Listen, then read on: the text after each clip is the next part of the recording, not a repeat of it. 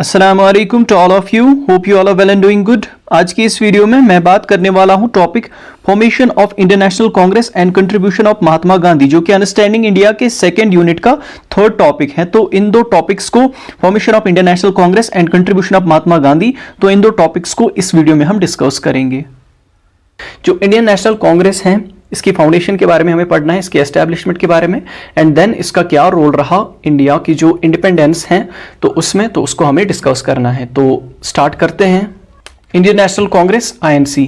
सबसे पहले जो इंडियन नेशनल कांग्रेस है, आईएनसी है, इसको डिफाइन करेंगे क्योंकि मे बी इससे related very short answer type या शॉर्ट आंसर टाइप क्वेश्चन पूछा जा सकता है। तो इसको आप अच्छे से पढ़ेंगे एंड इसको अब अभी डिस्कस करेंगे। सबसे पहले जो इंडियन नेशनल कांग्रेस है, ये क्या है?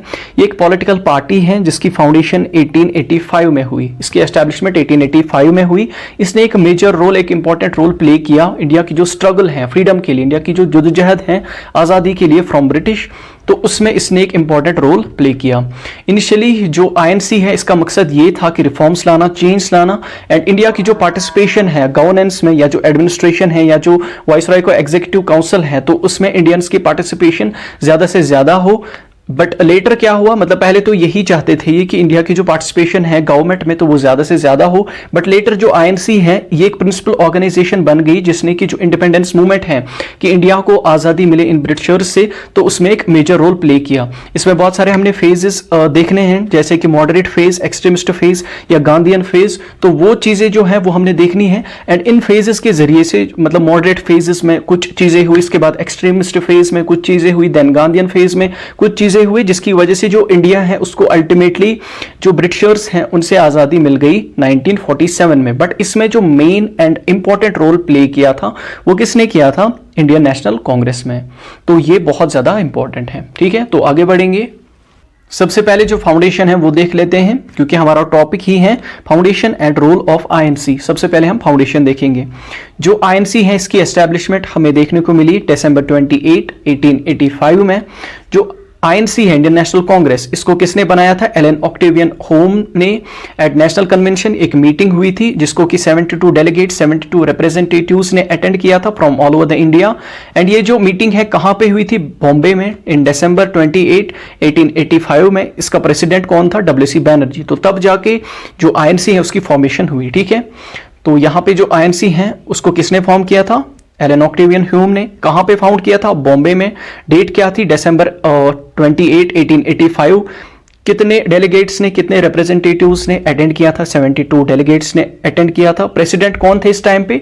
उमेश चंद्रा बैनर्जी। ठीक है, मतलब इसके प्रेसिडेंट, जो आईएनसी है इसके प्रेसिडेंट कौन थे? डब्ल्यूसी बैनर्जी। ये इसकी फर्स्ट मीटिंग थी। ठीक है, जो एलन ऑक्टेवियन ह्यूम है ये कौन है? ये ब्रिटिश सिविल सर्वेंट थे। ठीक है, मतलब ब्रिटिशर्स के लिए काम करते थे एंड खुद भी ये ब्रिटिश ऑफिशियल ही थे, मतलब इसका ओरिजिन भी ब्रिटिश में ही था। तो यहाँ पे एक एंड उसके साथ साथ कुछ और लीडर्स भी थे जैसे दादाबाई नूरजी, दिनशा वचा, या और भी थे जैसे बदरुद्दीन तायब जी, या जो सुरेंद्रनाथ बैनर्जी हैं तो वो भी थे। बट यहाँ पे एक चीज गौर करने वाली बात है, that is Allan Octavian Hume जो है वो अगर ब्रिटिश सिविल सर्वेंट थे तो उन्होंने क्यों इस आईएनसी को बनाया, जो कि मतलब इसलिए बनाई गई थी कि इंडियंस का ग्रेटर पार्टिसिपेशन हमें देखने को मिले एंड लेटर ये इंडिपेंडेंस के लिए मतलब एक मेजर ऑर्गेनाइजेशन बन गई। तो इसने क्यों बनाई थी अगर ये ब्रिटिशर्स का था? तो यहाँ पे कुछ कंस्पिरेसी थियरीज डेवलप होती हैं। First of all it is safety value theory, कि जो ब्रिटिशर्स हैं उन्होंने इसलिए ये जो मूवमेंट है मतलब ये बनाई ताकि जो फ्यूचर है उसमें हमें जो 1857 का जो रिवोल्ट है उस टाइप का रिवोल्ट देखने को ना मिले, तो जिसकी वजह से हम इंडियंस के टच में रहेंगे एंड जो मतलब वायलेंट प्रोटेस्ट्स हैं या जो वायलेंट रिवोल्ट्स हैं तो वो हमें देखने को ना मिले, जिसकी वजह से इन्होंने इसकी फाउंडेशन करी। तो ये एक मतलब सेफ्टी वैल्यू थ्योरी है या कंस्पिरेसी थ्योरी है। इसमें कितनी सच्चाई है ये आप खुद से जान सकते हो, इसके बारे में सर्च खुद से कर सकते हो, बट इट इज देयर कि ये मतलब इसलिए ही बनाई गई थी। ठीक है, उसके बाद इसके रोल की अगर हम बात करें कि जो इंडियन नेशनल कांग्रेस है इसका क्या रोल था, ठीक है, इंडिया को इंडिपेंडेंस दिलाने में। सबसे पहले हम अर्ली रोल की बात करेंगे and then later role.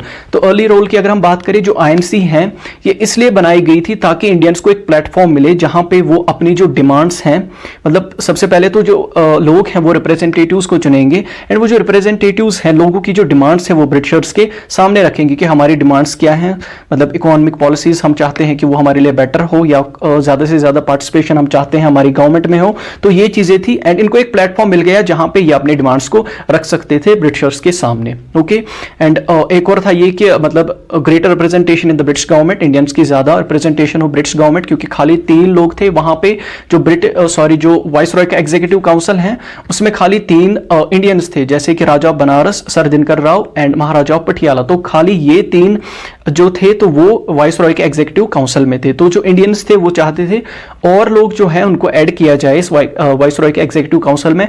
And ये जो काउंसिल है इसमें पता नहीं कितने मेंबर थे, शायद 12 मेंबर इसमें थे कि 15 मेंबर, शायद 15 मेंबर इसमें थे। एंड इसको यहाँ पे एक्सपेंड किया जाए कि मतलब इसमें बहुत सारे मेंबर्स होने चाहिए, ठीक है। उसके बाद पॉलिटिकल मोबिलाइजेशन के मतलब जो मास मूवमेंट्स हैं जिनमें के जो बहुत सारे लोग हैं वो जुड़ जाए, तो ये एक ऐसा प्लेटफॉर्म बन गया कि जो लोग हैं उन्होंने इसके ऊपर भरोसा किया कि ये जो मतलब ये जो ऑर्गेनाइजेशन है तो इसको सपोर्ट करके हम अपनी डिमांड्स को आगे रख सकते हैं। सबसे पहले तो हमारी जो डिमांड्स हैं उनको पूरा करा जाएगा, हमारी जो लिविंग कंडीशंस हैं उनको बेटर कर दिया जाएगा, एंड लेटर जो ये ऑर्गेनाइजेशन है जो आईएनसी है तो इसकी वजह से हमें फ्रीडम मिलेगी। तो इसने लोगों का पहले तो भरोसा जीत लिया, जो लोग हैं वो इसके ऊपर भरोसा करते थे कि इसकी वजह से ही हमारी जिंदगी बेटर हो सकती है, ठीक है। अर्ली रोल में हम देखते हैं मॉडरेट फेज। मॉडरेट फेज जो है वो स्टार्ट होता है 1885 से लेके 1905 तक, ठीक है। तो ये मॉडरेट फेज है आईएनसी का। ये क्या है मॉडरेट फेज जो है आईएनसी का, तो मतलब इस टाइम पीरियड पे ये था, एंड रेफर करता है उस पीरियड को जो जब लीडर्स जो थे तो उन्होंने क्या किया, वो चाहते थे कि हम ग्रेजुअल रिफॉर्म्स करें, मतलब हम धीरे धीरे चेंज लाए through peaceful and constitutional means, कि पीसफुली हम वायलेंट जो चीजें हैं वो ना करें, जो अहिंसा है जो हिंसा है वो हम ना करें, जो वायलेंट मीन्स हैं उनको हम ना अपनाएं, एंड जो कॉन्स्टिट्यूशनल मीन्स हैं मतलब ब्रिटिशर्स जो हैं उनके खुद के लॉज वगैरह थे, तो इन्होंने बोला कि हम उन्हीं लॉज के जरिए से अपनी जो कंडीशन है उनको बेटर कर सकते हैं। मतलब ये उस टाइम पे जो मॉडरेट फेज था या जो मॉडरेट्स थे, मॉडरेट लीडर्स जो थे, तो उनका मतलब जो वे था, जो मेथड था, तो वो यही था, हम कॉन्स्टिट्यूशनल मीन्स के जरिए से and through peaceful and constitutional means हम अपनी जो डिमांड्स हैं वो ब्रिटिशर्स के सामने रख सकते हैं एंड ग्रेजुअली रिफॉर्म्स लाएंगे। एंड इनका मकसद ये था कि जो इंडियंस की पार्टिसिपेशन है गवर्नमेंट में, एडमिनिस्ट्रेशन में, वाइसरॉय के एग्जीक्यूटिव काउंसिल में, वो ज्यादा से ज्यादा हो, एंड हमारी जो सोशल एंड इकोनॉमिक कंडीशंस हैं तो उनको इंप्रूव करा जा सके। तो ये इनके बेसिक डिमांड्स थे या की डिमांड्स थे। प्रोमिनेंट लीडर्स इसमें कौन से थे? दादाभाई नौरोजी, सुरेंद्र नाथ बैनर्जी, आरसी दत्त, सुब्रमण्यम अय्यर, बदरुद्दीन तायब जी। तो ये जो मतलब मॉडरेट फेज था, it was based on 3 P's, कि हम प्रेयर करेंगे मतलब गिड़गिड़ाएंगे, मतलब आप वैसे ही समझ सकते हो, पेटिशन करेंगे मतलब ऐसे पेटिशन फाइल करेंगे कोर्ट्स वगैरह में, जिसकी वजह से हमारी जो डिमांड्स हैं उनको पूरा करा जाए, एंड प्रोटेस्ट, हम प्रोटेस्ट करेंगे, एंड प्रोटेस्ट लेटर्स ये लिखते थे गवर्नमेंट को कि मतलब हम ये चाहते थे, हमारी डिमांड्स ये हैं, ठीक है। ये मीटिंग्स हेल्ड करते थे, एंड जो डायलॉग्स हैं मतलब आपस में बातचीत वगैरह करते थे, एंड रिफॉर्म्स चाहते थे, एंड चाहते थे कि जो इंडियंस की रिप्रेजेंटेशन है गवर्नमेंट में वो ज़्यादा से ज़्यादा हो, ठीक है। उसके बाद इनकी की डिमांड्स क्या थी? जो एक्सपेंशन है काउंसिल का, वाइसरॉय का एग्जीक्यूटिव काउंसिल, उसमें एक्सपेंशन हमें देखने को मिले, जितने मेंबर्स उस टाइम पे थे उसमें, तो उससे ज्यादा मेंबर्स को यहाँ पे एक्सपेंड किया जाए, ठीक है। उसमें रिफॉर्म्स चाहते थे, एंड जो मिलिट्री के ऊपर जो एक्सपेंडिचर था, मतलब जो खर्चा हो रहा था मिलिट्री के ऊपर, तो उसको कम करके ये जो खर्चा है किसी और जगह पे लगा दिया जाए, जिसकी वजह से लोगों की कंडीशन बेटर हो। जो एडमिनिस्ट्रेटिव सिस्टम है उसमें रिफॉर्म चाहते थे, उसमें रिफॉर्म लाए, ठीक है। जो लैंड रेवेन्यू है, लैंड रेवेन्यू बहुत पे करना पड़ता था पेजेंट्स को, ठीक है, एंड उसके साथ साथ जो फेमाइन्स हैं तो वो उनकी कंडीशन और बदतर करती थी, तो जिसकी वजह से इन्होंने बोला कि जो लैंड रेवेन्यू है तो वो कम करना पड़े। तो ये इनके की डिमांड्स थे, ओके। तो आई गेस जो अर्ली रोल है आईएनसी का वो आपको क्लियर है। अभी हम बात करेंगे लेटर रोल की। लेटर रोल, तो लेटर रोल की अगर हम बात करें, सबसे पहले हम देखते हैं वॉइस फॉर इंडिपेंडेंस। तो सबसे पहले तो हमने देखा था कि जो आईएनसी है इसका ये मकसद था कि जो इंडियंस हैं उनकी मोर रिप्रेजेंटेशन हो गवर्नमेंट में, एंड जो राइट्स हैं वो उनको मिले, but within the British government. British government ही मतलब रूल जो है वो हमें ब्रिटिश गवर्नमेंट ही करेगी, तो हमें इसमें ग्रेटर रिप्रेजेंटेशन एंड राइट्स चाहिए सबके लिए। बट फिर क्या हुआ कि लेटर उन्होंने बोला कि जो आईएनसी है ये एक मेजर ऑर्गेनाइजेशन बन गई कि इंडिया को इंडिपेंडेंस दिलाने में, ठीक है, जो इंडिया का इंडिपेंडेंस है उसको दिलाने में, ठीक है, उसकी जद्दोजहद में जो आईएनसी है तो ये एक मेजर पार्टी यहाँ पे बन गई या मेजर ऑर्गेनाइजेशन यहाँ पे बन गई। Second thing is mass movements, जो आईएनसी है इसने ऑर्गेनाइज करी जो मेजर कैंपेन्स हैं, जो मेजर मूवमेंट्स हैं, लाइक नॉन कॉपरेशन मूवमेंट हमने देखी या सिविल डिसोबीडियंस मूवमेंट हमने देखी, क्विट इंडिया मूवमेंट हमने देखी अगेंस्ट द ब्रिटिश रूल। तो ये जो सारी मूवमेंट्स हैं इनको ऑर्गेनाइज इसी आईएनसी ने किया था, ठीक है। उसके बाद हम देखते हैं पोस्ट इंडिपेंडेंस। तो पोस्ट इंडिपेंडेंस के बाद भी हम बहुत सारे इसमें रूल्स देखते हैं कि जो आईएनसी है ये एक मेजर पॉलिटिकल पार्टी बन गई इंडिया में, जिसने कि जो कंट्री के अर्ली ईयर्स थे इंडिपेंडेंस के बाद तो उनको शेप किया। मतलब कि बहुत सारी चीजें हुई है, जो गवर्नमेंट है वो फिर आईएनसी की ही बनी। जो जवाहरलाल नेहरू है वो इसी आईएनसी के मेंबर थे, ठीक है। मतलब जो पहला प्राइम मिनिस्टर आया तो वो भी इसी का बन गया, ठीक है। तो मतलब आज़ादी के बाद भी इसने एक मेजर रोल प्ले किया। तो अभी भी जो कांग्रेस है ये एक मेजर पॉलिटिकल पार्टी है इंडिया में, ओके। उसके बाद हम देखेंगे एक्सट्रीमिस्ट फेज। जैसे हमने अर्ली रोल में देखा मॉडरेट फेज, वैसे ही हम इसमें देखते हैं दो फेजेस। लेटर रोल में हम दो फेजेस देखते हैं, एक तो extremist phase and second is Gandhian phase. तो सबसे पहले हम देखेंगे एक्सट्रीमिस्ट फेज, जो कि 1905 से लेके 1919 या 1920 तक चला। जो एक्सट्रीमिस्ट फेज है वो क्या है आईएनसी का? जो एक्सट्रीमिस्ट फेज है आईएनसी का वो स्टार्ट हुआ 1905 से लेकर 1920 तक। ये रेफर करता है उस पीरियड को जब लीडर्स जो थे एक्सट्रीमिस्ट फेज में, जो लीडर्स थे आईएनसी के, तो उन्होंने क्या किया, उन्होंने more aggressive and confrontational methods को अपनाया, ठीक है। मतलब वो बहुत ज्यादा एग्रेसिव थे, बहुत ज्यादा मतलब गुस्से में थे। वो चाहते थे कि हम जो बातचीत वगैरह है इनके सामने हम नहीं गिड़गिड़ाएंगे, हमें कोई भी मीन्स उसके लिए करना पड़े, मतलब हमें चाहे हथियार उठाना पड़े, चाहे कुछ भी हमें करना पड़े, चाहे वायलेंटली हमें काम करना पड़े, बट हम उनके सामने नहीं गिड़गिड़ाएंगे एंड हम वो हर चीज करेंगे, ठीक है। मतलब हर चीज करेंगे जिसकी वजह से इंडिया को आजादी मिली। उन्होंने प्रोटेस्ट करे, उन्होंने बाइकआउट करे, बट वायलेंट मीन्स से, ठीक है। इनका गोल यही था कि इंडिया जो है उसे कोई रिप्रेजेंटेशन नहीं चाहिए ब्रिटिश के एग्जीक्यूटिव काउंसिल में, उसे डायरेक्टली इंडिपेंडेंस चाहिए, ठीक है। उसे कंप्लीट इंडिपेंडेंस चाहिए, that is Swaraj from British rule. तो इसे कंप्लीट इंडिपेंडेंस चाहिए, ठीक है। इसमें तीन लीडर्स जो हैं वो बहुत प्रोमिनेंट थे, जिनको कि लाल बाल पाल कहते हैं। लाल बाल पाल मतलब लाला लाजपत राय, बाल गंगाधर तिलक एंड बिपिन चंद्र पाल। तो इन्होंने बोला कि हमें सेल्फ रूल चाहिए, दैट स्वराज, कंप्लीट इंडिपेंडेंस चाहिए। एंड ये बहुत रेडिकल इनके एक्शंस थे, मतलब बहुत एक्सट्रीमिस्ट इनके एक्शंस थे, वायलेंट एक्शंस थे इनके, ठीक है। अदर लीडर्स कौन से थे इसमें? वो थे राज नारायण बोस एंड अश्विनी कुमार दत्त। तो इनको और भी कुछ नेम्स दिए गए थे, जो एक्सट्रीमिस्ट हैं इनको और भी कुछ नेम्स दिए गए थे, जैसे कि रेडिकल्स या असर्टिव या एक्सट्रीमिस्ट्स और मिलिटेंट नेशनलिस्ट्स। तो ये इनके कुछ अलग नेम्स थे, इनको भी आप याद रखोगे। उसके बाद इनके मेथड्स एंड अप्रोचेस की अगर हम बात करें, जो रेडिकल्स थे दे वर रेडिकल इन अप्रोच। रेडिकल मतलब कि वो रिफॉर्म लाना चाहते हैं, एंड वो जो रिफॉर्म्स हैं वो रिवोल्ट के जरिए से लाना चाहते थे कि हम रिवोल्ट करेंगे, रिवोल्ट के जरिए से रेवोल्यूशन हम करेंगे, ठीक है। उसके बाद उन्होंने यूटिलाइज किया पैसिव रेजिस्टेंस को, मतलब कि जो गवर्नमेंट के लॉज हैं उनको अपोज किया, डिसोबे किया उनके लॉज को, एंड जो वायलेट किया किनको? जो अनजस्ट लॉज हैं, मतलब ऐसे लॉज जिनको कि जस्टिफाई नहीं कर सकते, मतलब कि कुछ ऐसे लॉज जो कि सीधे सीधे लगते हैं कि ये जो लॉज हैं ये नहीं होने चाहिए, ये गलत हैं। सपोज लैंड रेवेन्यू का जो है उसका सीन जो है कि जो लोग हैं उनको रेवेन्यू हमेशा उतना ही पे करना पड़ेगा अगर फेमाइंस भी आते हैं, मतलब फेमाइंस के टाइम पे भी उनको उतना ही रेवेन्यू पे करना पड़ेगा जितना कि उनको पहले करना पड़ता था। I mean, अगर फेमाइंस आते हैं तो ऑलरेडी उनके पास प्रोडक्शन बहुत कम होगी एंड उससे वो खुद का भी गुजारा अच्छे से नहीं कर पाएंगे, बट स्टिल उनको बोला गया कि आपको उतना पे करना पड़ेगा, जिसकी वजह से मतलब जो फार्मर्स हैं वो फिर खुदकुशी वगैरह करते थे, एंड वो जो सिलसिला है अभी तक चलते आ रहा है। तो ये जो चीज़ें थी इनका ये मतलब इनको ये वायलेट करते थे या इनको डिसोबे करते थे, ठीक है। उसके बाद boycott of goods and institutions, जो ब्रिटिश के जो गुड्स थे तो उनको बाइकआउट करना, एंड उनके जो इंस्टीट्यूशंस थे उनको बाइकआउट करना, स्कूल्स कॉलेजेस वगैरह यूनिवर्सिटीज तो उनको बाइकआउट करना, and then development of their indigenous products, that's native products, and उनको ही अपना ऑल्टरनेटिव्स मानना। What does that mean?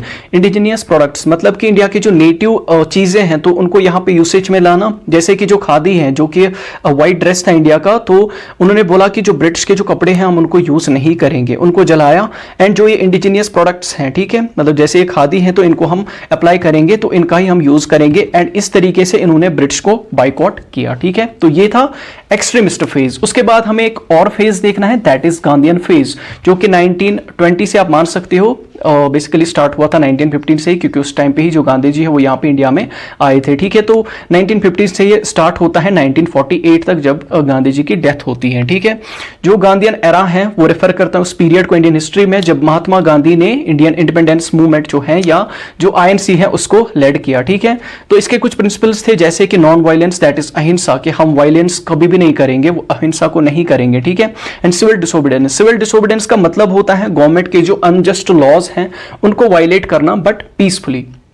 जो एक्सट्रीमिस्ट्स थे वो पीसफुली नहीं मानते थे कि हमें कोई भी मेजर उठाना पड़े, बट यहां पे जो गांधी जी है उसने बोला हम डिसोबे तो करेंगे बट हम पीसफुली डिसोबे करेंगे, हम मतलब प्रोटेस्ट वगैरह करेंगे बट वो पीसफुल प्रोटेस्ट्स होंगे, ठीक है।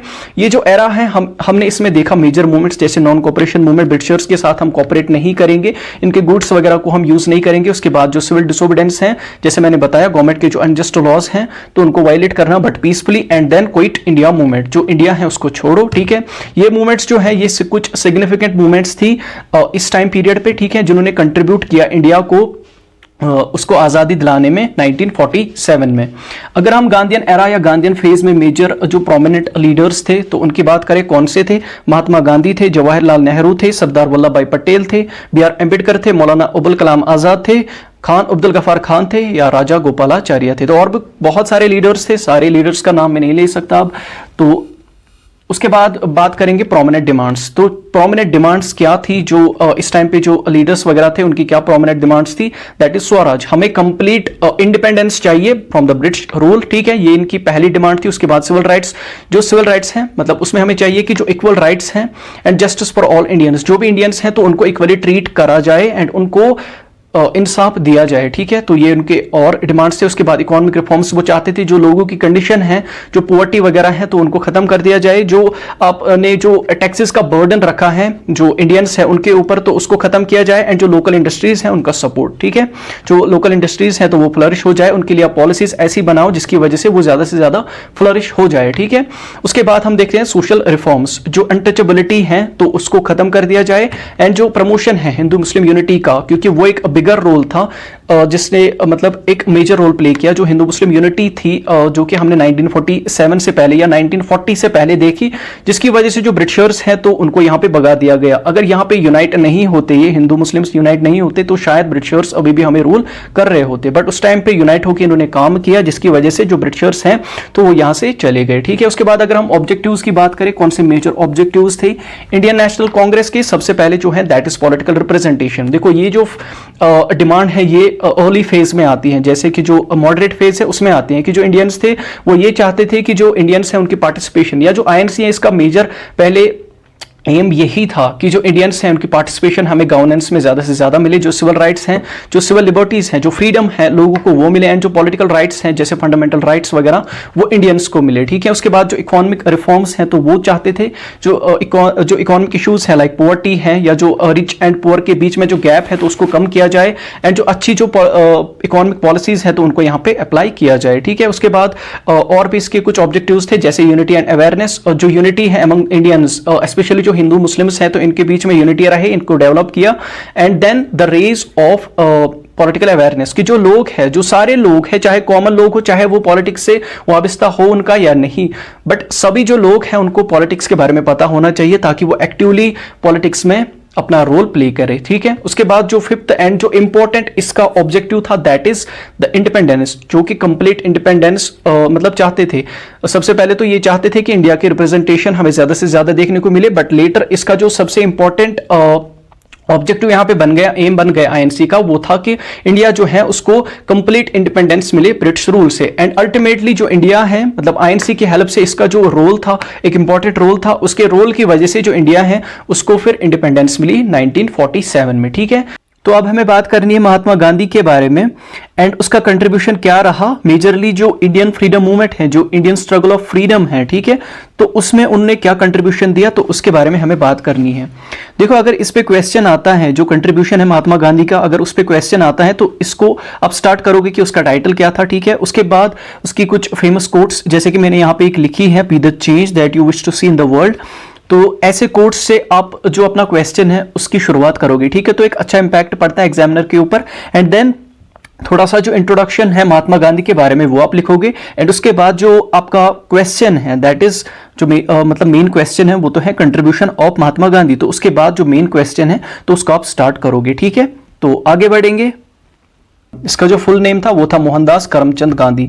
इसका जो टाइटल है that is father of nation, इसे फादर ऑफ नेशन टाइटल दिया गया है। इसके बाद इसके फेमस कोट की अगर हम बात करें, काफी सारे फेमस कोट्स हैं इसके, बट मैंने यहाँ पे एक की बात करी है, be the change that you wish to see in the world, वो चेंज बनो जो कि आप दुनिया में देखना चाहते हो, ठीक है। उसके बाद ये एक लीडर था इंडियन इंडिपेंडेंस मूवमेंट में, सबसे इंपॉर्टेंट लीडर यही था इंडियन इंडिपेंडेंस मूवमेंट में। इसकी बर्थ हुई थी 1869 में पोरबंदर गुजरात में, जहां पे इसके जो प्रिंसिपल्स थे non violence and civil disobedience, उसको उसने प्रमोट किया। नॉन वायलेंस मतलब कि हम वायलेंस इख्तियार नहीं करेंगे, हम अहिंसा पे हमेशा चलेंगे, एंड सिविल डिसोबीडियंस जो है वो मैंने पहले ही बताया, इससे पहले भी बताया है कि जो गवर्नमेंट के अनजस्ट लॉज हैं उनको वायलेट करना, बट पीसफुली या नॉन वायलेंट मीन्स से, ठीक है।